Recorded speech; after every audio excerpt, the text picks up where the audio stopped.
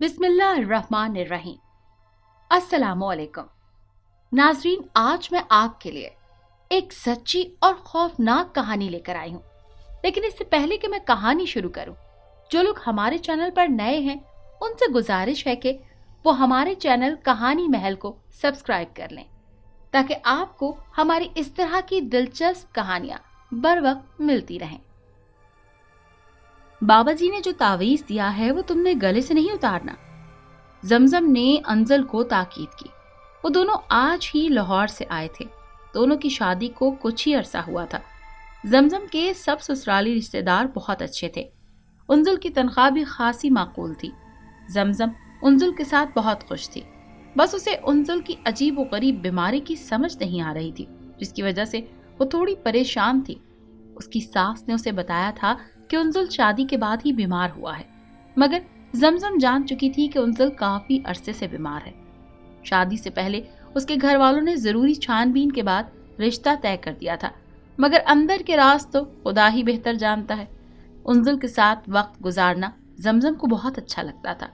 जमजम जो भी फरमाइश करती, उंजुल फौरन उसे पूरी कर देता। किसी ने उन्हें बताया था कि पिंडी में एक बहुत करामत वाले बुजुर्ग हैं। यही वजह थी कि उंजुल और जमजम पिंडी गए थे, मगर वहां उनके साथ बड़े अजीब और खतरनाक वाकयात हुए। गो के उंजुल का इलाज काफी दफा करवाया गया था, मगर उसे माहिर नफ्सियात को दिखाया जाता तो कभी रूहानी इलाज करवाया जाता। उसकी सारी रिपोर्ट्स ठीक थी, जिस्मानी तौर पर उसे कोई बीमारी नहीं थी, मगर जो कुछ उसके साथ होता था, कोई उसे नफ्सियाती बीमारी कहता तो कोई आसाबी कमजोरी कहता और कोई आसेब ज़दा कहता। जो जो वक्त गुजरता रहा, उंजुल की बीमारी और जमजम की परेशानी बढ़ती जा रही थी। वो अक्सर सोचती कि आखिर उंजुल की शादी क्यों की गई। उन्हें चाहिए था कि पहले उसका इलाज करवाते, मगर अब वो क्या कर सकती थी। सो वो अपनी किस्मत आजमाने पिंडी अपने शौहर का इलाज करवाने आई थी। यहाँ वो पुराने रिश्तेदारों के घर पर ठहरे थे। पिंडी चूंकि पहाड़ी इलाका है और बाबा जी का आस्थाना भी पहाड़ों में काफी ऊंचाई पर था, वहां तक पहुंचते हुए उन्हें काफी दिक्कत हुई थी। उंजुल ने सफर के हकायक समझते हुए अपने साथ पिस्तौल रखा हुआ था। उंजुल की अम्मी ने उन्हें समझा दिया था कि उन दोनों को हर वक्त चौकन्ना रहना होगा। जमजम हर वक्त कुरानी आयात का विर्द करती रहती थी। उंजुल गाड़ी बहुत एहतियात से चलाया करता था। यहाँ रास्ते बहुत खतरनाक थे, कभी बुलंदी आ जाती तो कभी गहराई। आस्ताने की तरफ जाते हुए जमजम गाड़ी की पिछली सीट पर बैठ गई थी। वो इर्द गिर्द के मनाजिर देखने में महव थी। अचानक उसे अपने पांव में कोई चीज रेंगती हुई महसूस हुई। उसने झुककर नीचे देखा तो उसकी चीख निकल गई। एक बहुत बड़ा काला नाग रेंगता हुआ ऊपर आ रहा था। उंजुल ने ब्रेक लगाए और उससे पहले कि वो पीछे मुड़कर देखता, नाग ने उस पर हमला कर दिया। वो जमजम की चीख का मतलब समझ चुका था। नाग ने अभी उसे डसा नहीं था। उसने अपना पिस्तौल उठाया और नाग पर गोली चला दी। वो नाग वहीं ढेर हो गया था। नाग को ठिकाने लगाने के बाद वो लोग दोबारा से आस्थाने की तरफ रवाना हो गए। बाबा जी ने उन्हें बताया कि उंजुल के ऊपर जिन्नात के पूरे खानदान का साया है। वो दोनों घर आ गए थे। आधी रात को जमजम को प्यास लगी तो वो पानी पीने के लिए उठी। उसने देखा उंजुल बिस्तर पर नहीं है। हर तरफ तलाश करने के बाद उसने घर वालों को उठा दिया और फिर खुद ऊपर की तरफ भागी, क्योंकि उंजुल अक्सर खुदकुशी की कोशिश करता था, मगर जब होश में आता तो मुकर जाता कि उसने तो ऐसा कुछ भी नहीं किया, या उसे इस हवाले से कुछ मालूम नहीं। उसने देखा कि पानी की टंकी का ढक्कन खुला था और पानी टंकी से गिर रहा था। जमजम आगे बढ़ी और टंकी के ऊपर चढ़ गई। उंजुल टंकी के अंदर गिरा हुआ था। उसके पांव ऊपर की तरफ थे। इतनी देर तक सब घरवाले भी ऊपर आ चुके थे। बड़ी मुश्किलों से उसको बाहर निकाला गया। अभी उसे मौत की आखिरी हिचकी नहीं आई थी। उसे उल्टा लिटाकर उसके जिस्म से पानी निकाला गया। आज उसने बाबा जी को तमाम वाकया सुनाया था। अब वो फिर से बाबा जी के आस्थाने की तरफ रवां दवां थे। जमजम को उस थोड़े से अरसे में ही उंजुल से शदीद मोहब्बत हो गई थी। उंजुल भी उसे टूट कर चाहता था। वो दोनों खुलकर जीना चाहते थे, मगर उंजुल की बीमारी ने उनकी जिंदगियों को ग्रहण लगा दिया था। जमजम को लगता था कि वो हमेशा उंजुल के साथ ही रहती आ रही है। उंजुल गाड़ी के शीशे से जमजम को देख रहा था और वो मुस्कुरा रही थी। उंजल भी मुस्कुरा रहा था, मगर उसकी मुस्कुराहट जमजम को बहुत ही खूबसूरत लग रही थी। अचानक गाड़ी बहुत जोर से उछली। जमजम डर गई। उसने उंजल को कहा, गाड़ी एहतियात से चलाएं, मगर उंजल मुस्कुराए जा रहा था। जमजम समझ गई कि उंजल दोबारा से दौरे की कैफियत में है। जमजम ने गाड़ी की ब्रेक लगाई। गाड़ी एक झटके से रुकी। वो गाड़ी से उतर आई। उंजल बेहोश हो चुका था। जमजम को ड्राइविंग आती थी। वो बहुत मजबूत आसाब की लड़की थी। उसने उंजल को होश में लाने की बहुत कोशिश की, मगर वो होश में नहीं आया। शायद टंकी में उल्टा गिरने की वजह से उसके जहन पर असर हो गया था। जमजम ने सोचा कि उसकी आंखों में आंसू आ गए। आखिर ये क्या माजरा है। वो अपने उंजल को जब भी इस तरह तकलीफ में देखती, आंसू उसकी आंखों से रवा हो जाते। इससे पहले कि वो गाड़ी में बैठकर दोबारा रवाना होती, उसने देखा कि वही काला नाग गाड़ी के ऊपर फन फैलाए खड़ा था। ये तो वही नाग है, जमजम ने सोचा। खतरनाक इलाका होने की वजह से उंजल पिस्तौल साथ लेकर आता। जमजम पिस्तौल लेने के लिए जैसे ही हरकत करती, वो नाग फौरन हमला करने को होशियार हो जाता। वो बड़े गुस्सीले अंदाज में हमला करने को तैयार था कि अचानक जमजम को तरकीब सूझी।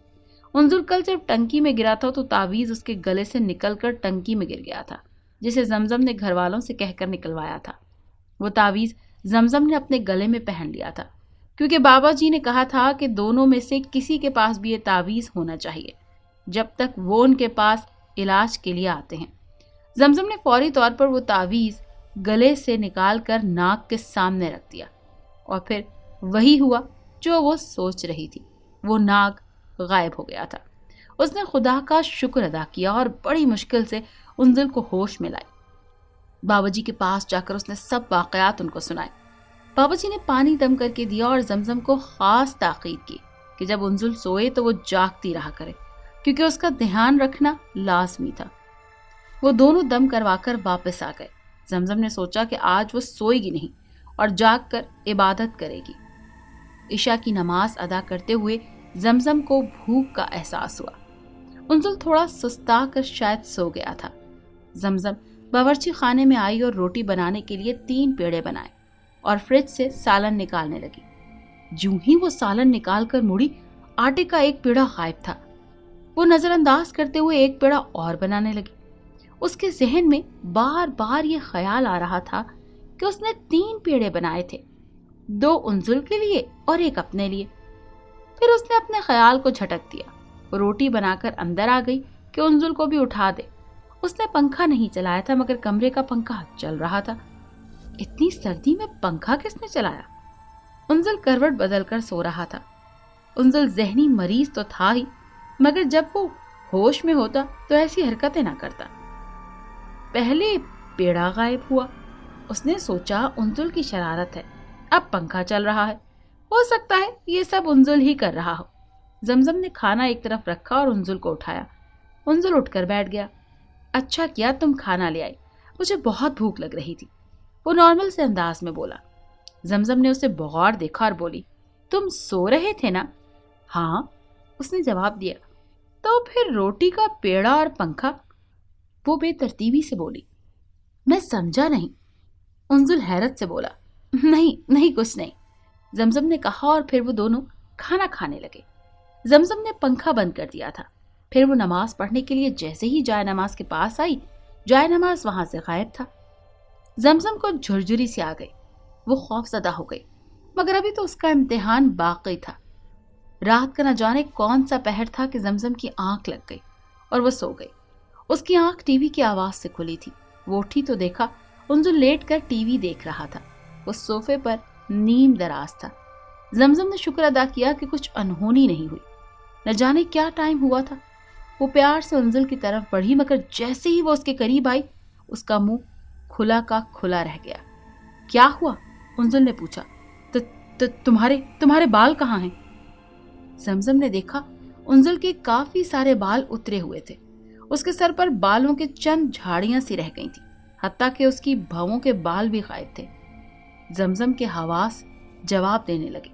वो रोने लगी। आखिर ये क्या हो रहा है? उंजुल भी शदीद परेशान था। نہ جانے اس کے سر کے بال کیسے اس حال کو پہنچے تھے۔ اب زمزم کا صبر جواب دے چکا تھا۔ اس نے اپنی ساس کو فون کر دیا کہ حالات کوئی بہتر نہیں ہو رہے، لہٰذا وہ یہاں آ کر رہیں۔ اس کی ساس بڑی نیک خاتون تھی، انہوں نے اسے واپس آنے کو کہا تھا۔ وہ دونوں لاہور آ گئے۔ انزل کے گھر والوں نے اس کا علاج ایک ماہر نفسیات سے کروانے کا سوچا تھا۔ جس طرح کے واقعات ہو رہے تھے شاید انزل خود ہی زمزم کو تنگ کرتا ہوگا، اس کے گھر والوں نے سوچا، مگر وہ سانپ کا نکلنا اور وہ ٹنکی والا واقعہ، زمزم کو پھر زور سے چکر آیا تھا۔ مگر کیا کرتی؟ ڈاکٹر نے کہا تھا کہ اسے نفسیاتی مسئلہ ہے، کوئی غیبی طاقت، کوئی جن بھوت نہیں ہے۔ اس نے انزل کو دوا دے دی۔ زمزم روزانہ اسے وہ دوا کھلاتی تھی۔ انزل اب بہتر ہو رہا تھا، زندگی میں کچھ سکون آیا تھا۔ ایک فورن کمپنی سے انزل کو نوکری کی آفر ہوئی تھی۔ اس کے گھر والے بھی خوش تھے۔ کسی نے کہا تھا کہ اگر 7 دریا یا 7 سمندر پار لے کر چلے جائیں تو آسیب کے اثرات بھی ختم ہو جاتے ہیں۔ زمزم بہت خوش تھی۔ اب زندگی میں راحتیں اور مسرتیں ہی ہوں گی۔ 3 ماہ کے بعد انزل نے اس کو اپنے پاس بلانے کا وعدہ بھی کیا تھا۔ اگلے دن انزل کی روانگی تھی۔ اس کی فلائٹ کا ٹائم 12 بجے کا تھا۔ زمزم صبح ہی اٹھ گئی تھی۔ تمام گھر والے بہت خوش تھے۔ زمزم جلدی جلدی میز پر ناشتہ رکھ رہی تھی۔ انزل نہا رہا تھا۔ سب ناشتے پر اس کا انتظار کر رہے تھے۔ انزل نے کافی دیر کر دی۔ اس کی ساس نے کہا، میں دیکھ کر آتی ہوں۔ زمزم نے جواب دیا۔ وہ کمرے میں آ گئی اور باتھ روم کا دروازہ بجانے لگی۔ آگے بڑھی، اسے عجیب سا محسوس ہوا۔ باتھ روم کا دروازہ تو کھلا تھا۔ اس کی نظر اوپر کی طرف اٹھی۔ اس کی چھت کافی اونچی تھی۔ زمزم نے جیسے ہی اوپر دیکھا اس کے حلق سے خوفناک چیخیں نکل گئیں۔ تمام گھر والے اس کی چیخوں کی آوازیں سن کر اندر بھاگے۔ انزل پنکھے سے لٹک رہا تھا۔ چھت تو بہت اونچی تھی، آخر وہ پنکھے سے کیسے لٹک گیا؟ تمام گھر والے روئے چیخ پکار کرتے ہوئے اسے نیچے اتارنے لگے۔ زمزم کی حالت نازک ہو رہی تھی۔ وہ روئے جا رہی تھی اور خود کو مارے جا رہی تھی۔ شاید انزل زندہ تھا یا مر چکا تھا۔ بڑی مشکل سے اس کے بھائیوں نے اسے نیچے اتارا، مگر اب تقدیر کو کسی پر رحم نہ آیا تھا۔ انزل مر چکا تھا۔ اس کی سانسوں کی ڈور ختم ہو چکی تھی۔ پورے گھر میں کوہرام مچ گیا تھا۔ جواں موت پر ہر آنکھ اشک بار تھی۔ زمزم بے ہوش ہو چکی تھی۔ نہ جانے یہ خودکشی تھی یا آسیبی طاقتوں نے اسے لٹکا دیا تھا۔ کون جانے یہ روحانی بیماری تھی یا نفسیاتی۔ انزل کو کس نے مار ڈالا تھا یہ کبھی پتہ نہ چل سکا۔ آخر کون تھا جس نے اس کو مار دیا؟